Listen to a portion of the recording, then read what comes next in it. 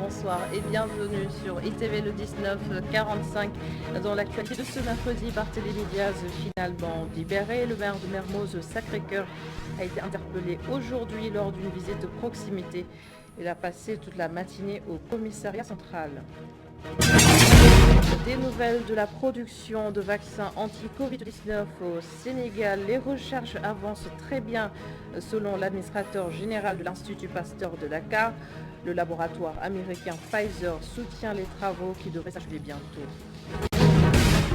Au lendemain de la grande rencontre sur le loyer, les consommateurs expriment leurs craintes. Malgré les nouvelles mesures annoncées, l'Observatoire notamment des locataires ne sont pas encore convaincus et vous les entendrez dans cette édition. Et enfin, la découverte de ce soir à Gandimak, un village situé dans la commune de Guénienne. Il existe depuis une centaine d'années son histoire et ses coutumes à découvrir en fin d'édition.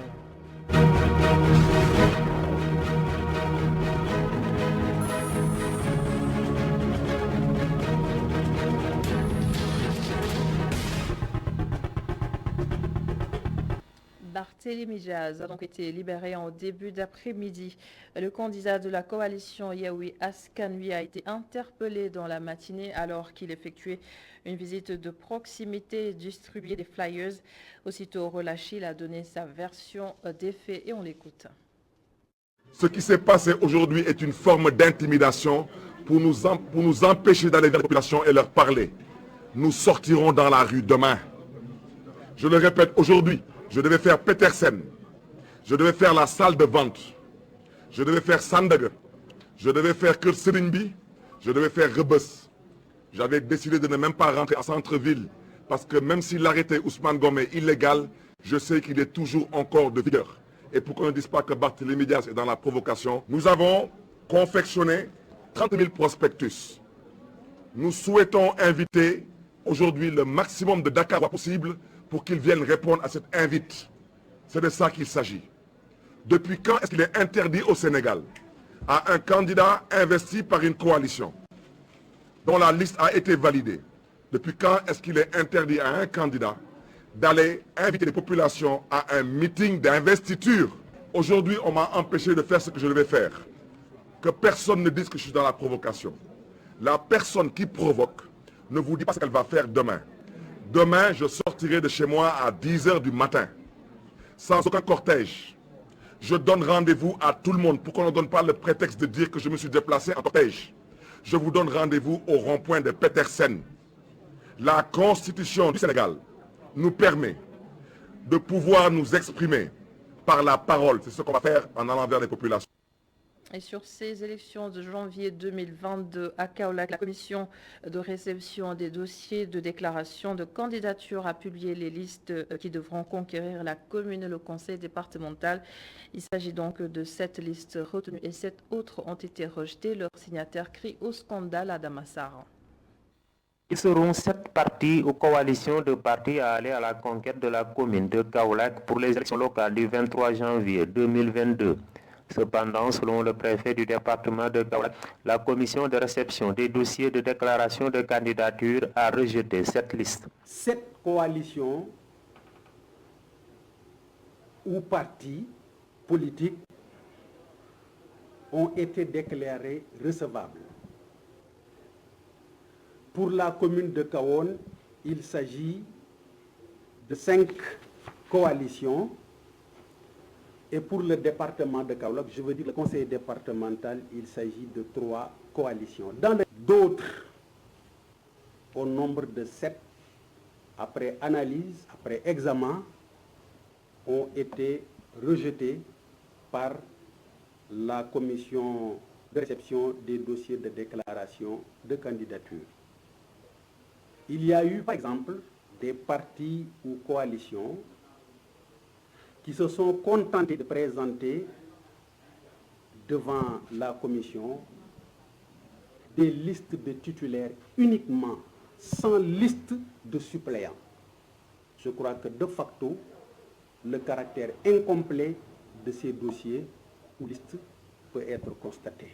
Concernant les accusations formulées à l'endroit de l'administration territoriale, le préfet parle de reproches infondés. Mais dans le tollé qu'il y a eu dans la presse en suivant, nous pouvons tous observer qu'en général, c'est 3 noms de départements qui reviennent, sur un total de 46. En termes de ratio, ça donne quoi? Est-ce que c'est suffisant pour dire l'administration territoriale?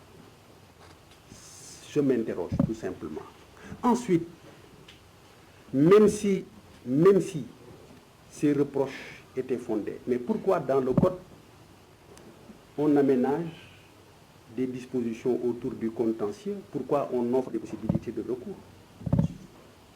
Nous ne sommes pas des anges, nous ne sommes pas des esprits supérieurs, nous sommes des humains. Donc, il faut juste admettre qu'il y ait effectivement cette possibilité offerte aux partis, aux coalitions de formuler un recours. À noter que les 7 listes déclarées irrecevables, 4 partis ou coalitions de partis ont saisi la Cour d'appel pour une annulation de la décision. Et le camp au pouvoir réagit après les multiples sorties de l'opposition sur les listes invalidées. Maël Thiam, administrateur de l'APR, déclare qu'il n'y a aucun déséquilibre par rapport aux listes forcloses, mais en plus, le pouvoir a subi le même sort en 2014. Il s'exprimait sur e-radio. Je pense que cela relève tout simplement d'une démagogie et d'une perte de vitesse, parce que nous sommes dans un pays qui a fait des avancées remarquables en termes de démocratie et le processus électoral répond d'étapes qui sont régies par des dispositions qui sont partagées de toutes les parties prenantes des élections. Parmi ces dispositions-là, il y a le règlement, n'est-ce pas, du dépôt des listes, que tout le monde connaît à l'avance. Et ce sont des règles prédéfinies. Il serait aujourd'hui intéressant que l'opposition puisse nous dire qu'elle a été en phase avec toutes les règles et a vu ces listes rejetées. Ce qui n'est pas le cas. Il s'agit maintenant de problèmes qui, pour certains, ont relevé de la justice. Ils ont fait recours pour certaines listes. Ils ont eu raison, pour d'autres, ils n'ont pas eu raison. Je pense que ce n'est pas la peine d'émeuter les Sénégalais. Nous-mêmes, quand je dis nous, la commune de Guinawaye Sud, nous avons vu notre liste rejetée. Nous avons été victimes d'une forclusion en 2014 alors que nous étions au pouvoir. Franchement, je pense que le plus important aujourd'hui, c'est de travailler à faire des propositions alternatives aux Sénégalais. C'est de travailler à sensibiliser leurs électeurs. C'est de travailler à mobiliser les Sénégalais autour de programmes locaux. Et nous en arrivons maintenant à l'autre titre de ce mercredi. Le laboratoire Pfizer est en train d'appuyer le Sénégal dans sa production de vaccins anti-Covid-19. Le projet avance très bien selon l'administrateur général de l'Institut Pasteur de Dakar. Dr Amadou Alpha Sall invite par ailleurs les Sénégalais à se vacciner pour faire face à une éventuelle 4e vague. Regardez. La production locale de vaccins suit son cours. Comme vous le savez, l'objectif est de produire en 2022. Aujourd'hui, dans les différents éléments de la production, nous avançons très bien et on pense qu'on peut tenir cet objectif. Le groupe Pfizer-BioNTech, effectivement, a signé un accord et donc ils vont être un des partenaires. Et donc l'objectif de ce partenariat-là, c'est de produire du vaccin virus ARN ici au Sénégal. Alors par rapport à la campagne, comme vous savez, il y a une campagne qui est très active au niveau national. Et que de ce point de vue-là, elle progresse. On souhaiterait qu'elle progresse plus vite, mais le fait qu'on ait moins de Covid en ce moment fait que peut-être il y a une moins bonne mobilisation. Donc je profite de cette opportunité pour demander aux populations qui ne sont pas vaccinées, ou celles qui doivent compléter leur vaccination, de le faire dans les meilleurs délais. Cela est important pour notre sécurité individuelle, notre sécurité collective et la sécurité des autres collègues. Concernant la 4e vague, comme vous le savez, il y a d'autres pays déjà qui y sont. Pour l'instant, le Sénégal ne connaît pas de 4e vague. Toutes les mesures sont prises pour qu'on n'y arrive pas. Mais c'est une option qu'il ne faut pas exclure, d'où la nécessité de renforcer les mesures en permanence. Et l'Institut Pasteur de Dakar vient de signer un accord de partenariat avec l'Agence internationale de l'énergie atomique. Les deux instituts vont travailler dans le cadre du projet Zodiac qui lutte contre les maladies et infections transmissibles des animaux à l'homme. Les détails, c'est avec Pape Madjara Tessar. L'Institut Pasteur de Dakar s'engage dans la lutte contre les maladies à origine animale. Celle-ci représente 70% des maladies notées dans le monde. C'est dans ce cadre que s'inscrit cet accord de partenariat avec l'Agence internationale de l'énergie atomique. L'initiative Zodiac, c'est une initiative qu'a pris l'Agence internationale de l'énergie atomique dans le but d'avoir une approche intégrée et systématique de tout ce qui est lutte contre les zoonoses. Et donc de ce point de vue-là, l'accord que nous avons aujourd'hui est très important parce qu'il vient renforcer le dispositif qui existe déjà, mais aussi il va lui donner une dimension régionale. L'énergie atomique mise à disposition par l'AEA facilite l'identification rapide de ces maladies, dites zoonoses. Les technologies dérivées du nucléaire font un apport très important au moment de l'identification très tôt de l'émergence de pathologies d'origine zoonotique. Et ils peuvent faire des comparaisons rapides avec d'autres institutions aussi liées à l'initiative Zodiac pour faire en sorte que, par exemple, des phénomènes comme le Covid-19 ne se reproduisent pas. Le projet Zodiac sur lequel repose cette stratégie regroupe plusieurs pays du monde entier. Les instituts, comme Pasteur de Dakar, vont travailler en étroite collaboration pour prévenir ces maladies, comme le Covid-19. Toute autre chose maintenant, il y a quelques semaines, Macky Sall annonçait le retour des Cleaning Days. Je vous rappelle que l'initiative visait à rendre propres nos rues et quartiers et ça n'a duré que le temps d'un éclair. Et d'autres programmes similaires sont aussi en cours. Le Comité national pour l'hygiène et la lutte contre les encombrements a évalué les 2 premières éditions du Bossou-Setal. Et cette fois, les établissements scolaires et les mouvements associatifs seront davantage impliqués. Là-dessus, le directeur général du cadre de vie et de l'hygiène publique, Abouba. Nous pensons qu'aujourd'hui, pour réussir la propreté au niveau du Sénégal, il faut changer véritablement les comportements. Et à travers cela, c'est pourquoi aujourd'hui on implique davantage les établissements, c'est-à-dire les écoles, les collèges, les lycées et les daras, mais également tous les mouvements associatifs, que ce soit sportifs, mais également les associations de quartier, pour qu'aujourd'hui on puisse réussir cette relance-là qui est prévue, comme l'a dit M. le ministre, le 4 décembre, Inch'Allah. On va relancer au niveau de Dakar.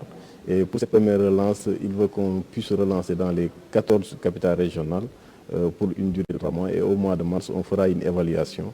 Et à l'issue, on pourra étendre dans les 46 autres départements. Comme vous le savez, la Direction générale du cadre de vie a près de 250 écovigiles qui sont chargés d'assister les collectivités territoriales dans la surveillance des sites.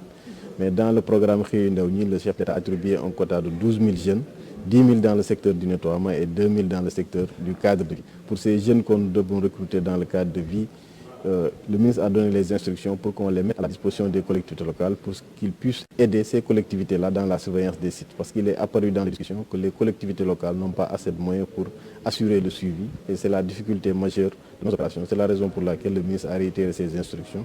Et Inch'Allah, dans l'application de ces instructions, nous verrons comment mettre au devant de la scène ces jeunes-là lors des Bossou-Setal, mais également les impliquer davantage dans la surveillance des sites. Et sur la gestion des déchets plastiques, le Sénégal travaille à améliorer ses capacités de transformation et de valorisation de ces déchets.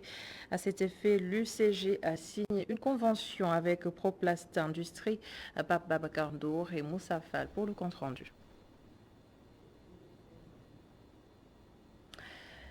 Babacar Ndour que nous allons retrouver dans quelques instants. Et nous en parlions hier, cette réunion sur le loyer qui a réuni l'ensemble des acteurs concernés. Toutes les difficultés du secteur ont été passées en revue, mais des locataires disent craindre une absence de suivi des nouvelles décisions prises. Leurs complaintes recueillies par Mamadou Dien dans ce reportage réalisé à Ouakam. Kadjatou Bari vend le petit déjeuner. en face d'un rond-point, à Ouakam, à la cité Avion. Cette dame vit depuis des années sous location. Son bailleur exigeant fixe des prix exorbitants pour des pièces étroites. Difficile pour la mère de famille d'endosser le coup. C'est difficile. Pour de petites pièces, je paye 40 000 à 45 000 francs CFA. Et parfois, ils disent qu'ils ne louent pas des mariés, juste des célibataires, alors que nous sommes une famille.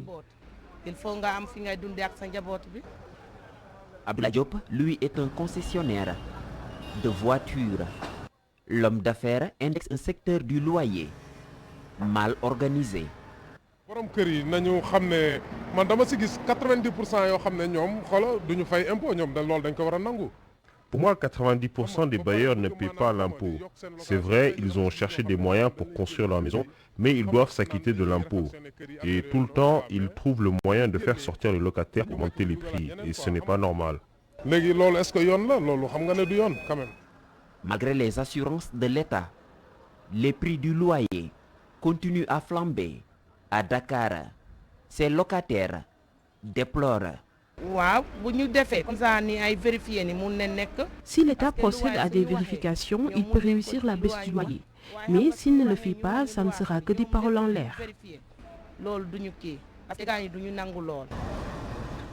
L'État a fait voter une loi sur la baisse du loyer, mais certains bailleurs l'ont contournée. La mise en place d'un observatoire est à l'étude depuis mardi pour le respect des prix. Une note de sport à présent. Le ministre des Sports Matar Ba a effectué hier une visite de chantier du stade du Sénégal de Diamniadio. Les travaux avancent et la date de livraison est maintenue pour février 2022. Pape Madjaratessar, compte rendu. Au stade du Sénégal de Diamniadio, les engins sont en marche. Les tribunes, les loges VIP, les vestiaires, l'espace dédié à la presse, l'enceinte du terrain, le ministre des Sports a tout passé au peigne fin. Le niveau d'exécution du chantier qui a démarré le 2 novembre 2020 est très avancé selon le chef service des travaux. On a atteint un taux de 80% des travaux. Toutes les grosses œuvres ont été réalisées. Il ne reste que les finitions et les voiries, de même que la pose des pelouses.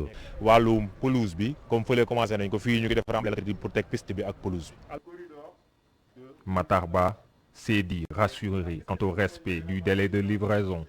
Venir au stade du Sénégal au mois de novembre, un chantier qui a démarré il y a de cela quelques mois et qui doit être livré le 22 février 2022.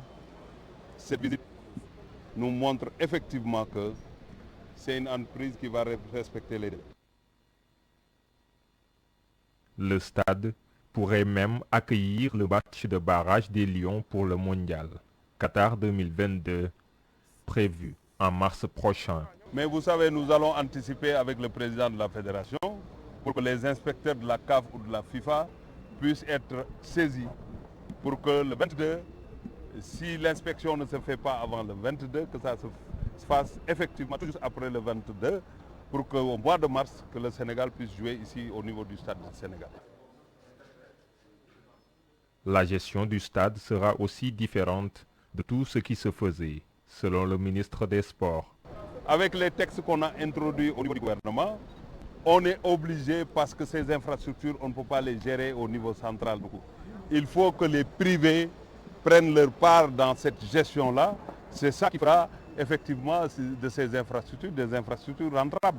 À côté de ce stade dont le niveau d'exécution est de 82%, Matar Ba annonce aussi le démarrage effectif des travaux de réhabilitation du stade Léopold Sédar Senghor dans les jours à venir.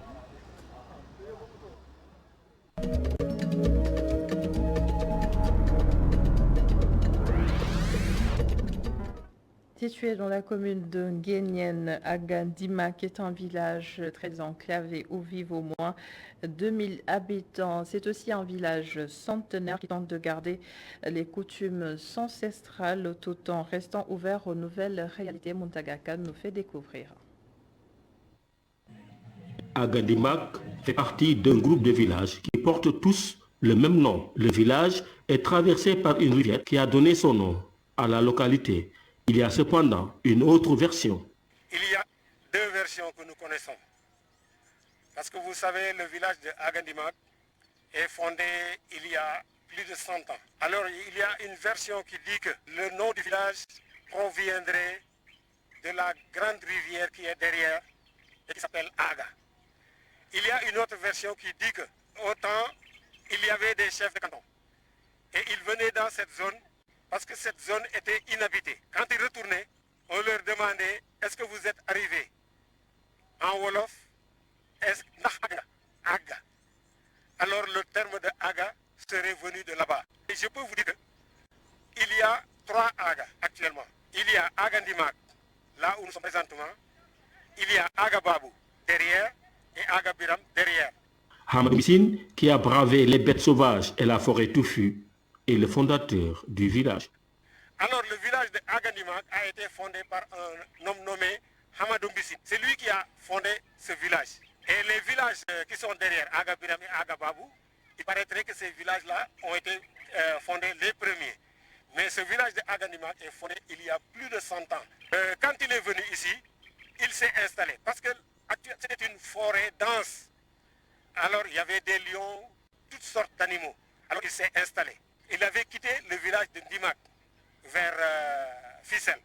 Quand il a quitté le village de Ndimak vers Fissel, il est venu s'installer. Un de nos ancêtres est venu lui rendre visite. Quand il est venu et qu'il a vu qu'il s'est installé ici, il lui a dit « Je veux m'installer ici à côté de toi ». Il lui a dit « Non, parce que tes parents viendront après toi. Alors si tes parents viennent après, alors finalement nous serons à l'étroit ici. Vaut mieux d'aller derrière la rivière et t'installer là-bas. Comme ça, tes parents, quand ils viendront, ils pourront s'installer là-bas avec toi. Et vous pouvez vivre là-bas aisément. C'est pourquoi il s'est installé là-bas et on appelle ça Pindo Djoyin. Parce que nos parents viennent de Djoyin. Même si les activités culturelles n'ont plus le même attrait qu'avant, elles restent toujours de vigueur. Il y a des manifestations qu'on organise comme l'Engel, le Mbaïd. Hein? Il y a d'autres manifestations qui se faisaient avant, mais ça ne se fait plus. Comme le Mbouch, c'est des calabasses qu'on tapait. Alors vraiment, les gens dansaient ça. Alors, mais actuellement, il y a le Mbaïd qui est l'Engel. L'Engel, il y a même une troupe qui est ici à Agandimak qui s'appelle Yipitafel. Yipitafel, ça veut dire en serre. Mais ça là-dedans, vraiment, ce sera succulent. Agandimak, un havre de paix composé majoritairement de Sérères qui cohabitent avec une minorité de Peuls.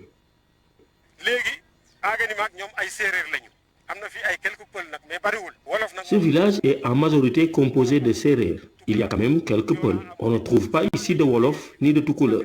Il n'y a pas de Djola. Il y a quelques Toucouleurs dans les autres villages. Les autres ethnies qui habitent ici sont tous des fonctionnaires ou autres.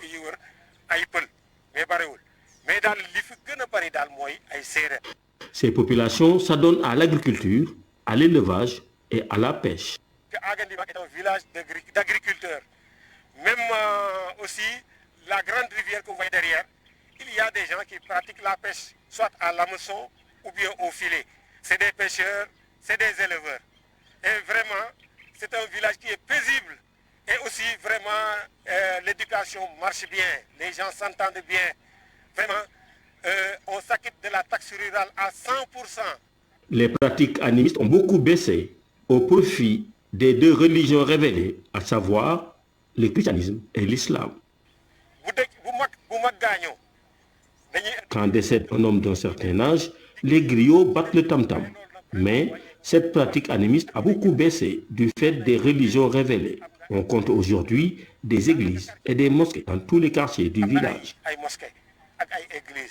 Ici, comme dans tous les villages sérères, le dialogue islamo-chrétien n'a pas sa raison d'être, car Les habitants de Agadimak ne voient pas de différence entre les groupes religieux, mais bien une diversité riche et fructueuse.